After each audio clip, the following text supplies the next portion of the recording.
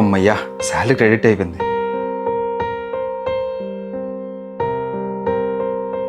అమ్మా, ఇప్పుడే salary credit అయింది. నీ అకౌంట్ కొంచెం డబ్బులు పంపిస్తున్నా. సరే అమ్మా. ఏమైంది అలా చూస్తున్నావు? నెక్స్ట్ మంత్ నుంచి మీ అమ్మకి డబ్బులు ఇవ్వడానికి వీల్లేదండి. ఏమైంది ఇప్పుడు? ఇప్పుడు మనకి పెళ్ళయింది.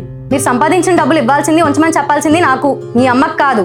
పెళ్ళి అవ్వక ముందు నుంచి నాకు మా అమ్మకి ఇవ్వడమే అలవాటే. అందుకే ఇప్పుడు కూడా మా అమ్మకే ఇస్తున్నా. నెక్స్ట్ మంత్ నుంచి నాకు ఇవ్వండి. అర్థమవుతుందా? మా అమ్మకి ఇస్తే వాటిని సేవ్. ఇంకేం చెప్పొద్దండి. మీ అమ్మకి ఆల్రెడీ వేసిన డబ్బులు అడిగేసి నాకు పంపించండి.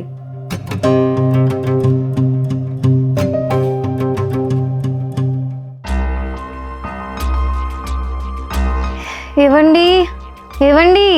నందు, ఏమైంది? ఏమైంది? ఎందుకో చాలా స్టమక్ పెయిన్ గా ఉందండి. పద హాస్పిటల్కి వెళ్దాం.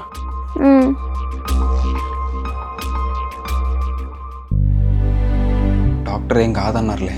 ఒక చిన్న స్టమక్ పెయిన్ కి 15,000 బిల్ అయింది ఏంటండి? మరి పెద్ద పెద్ద హాస్పిటల్స్ లో అలానే అవుతుంది. ఇప్పటికిప్పుడు 15,000 ఎక్కడి నుంచి తెచ్చారు? మా అమ్మ ఇచ్చింది. అత్తయ్య గారు ఇచ్చారా? అవును. ప్రతి నెల నా శాలరీలో సగం మా అమ్మకి ఇచ్చేది ఇలాంటి సిచ్యువేషన్స్లో హెల్ప్ అవుతాయని. మనం ఎంత సేవ్ చేయాలనుకున్నా సేవ్ చేయలేం నందు. అదే మా అమ్మకి ఇస్తే జాగ్రత్తగా ఉంటాయని ఇస్తాను. మా అమ్మ ఖర్చు పెట్టేస్తుందేమో అని నువ్వు అనుకున్నావు, సేవింగ్స్ చేస్తుందని నేను అనుకున్నాను. తప్పుగా అర్థం చేసుకున్నందుకు సారీ అండి.